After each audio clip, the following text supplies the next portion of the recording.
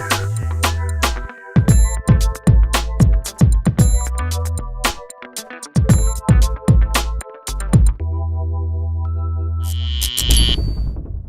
had the good fortune of playing for Coach Pietramala for 4 years at Johns Hopkins, and my freshman year was actually his very first year at Hopkins. And when I first stepped foot on campus, I had my own struggles academically. I wasn't the best student in the world. There were some things I had to overcome on that end, but I had to work through them, and thankfully he stuck with me through a lot of those tough times. And he helped me fulfill my dream of playing college lacrosse at that level, at one of the most storied programs in the history of our sport. And I can't really thank him enough for that opportunity. It truly, was my dream as a kid. I remember, as a kid going to Bob Scott Lacrosse Camp. And for those of you who don't know, Bob Scott Lacrosse Camp is a 2-hour evening camp at the Gilman School where I wound up going to high school.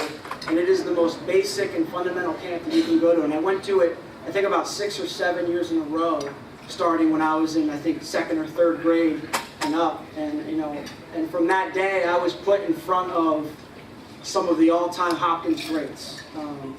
I can go down the list and name a bunch, but kind of that's where my career started. And my father played at the University of Maryland, and as a kid, I always wanted to go to Maryland. That was my dream.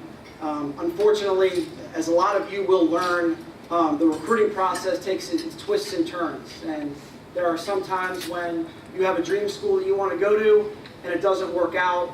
That school has a different agenda, you don't fit into what they're trying to do. And Hopkins was the one school that was very consistent. And at the time, John Hopkins was the coach, and he recruited me, and then he left for North Carolina, and then my freshman year, Coach Pietramala got the job. It wound up being a blessing in disguise. I can't really say enough about how fortunate I am to have had the opportunity to play at Hopkins. I know it's one that not many kids get. And when you talk about Coach Petro, everybody sees him on TV as being this really intense guy who demands a lot out of his players. And that is who he is, but that's a very small part of who he is. When you truly get to know him, you're going to see a guy who is honest.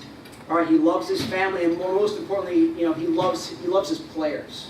And like Coach Ald or AJ touched on, he'll do anything for his kids off the field, and that's really the most important part about coaching. The stuff that goes on the field, that's a small part of it. Life goes on after lacrosse and after your career, and the relationships that you develop with your coaches really are what will carry you through.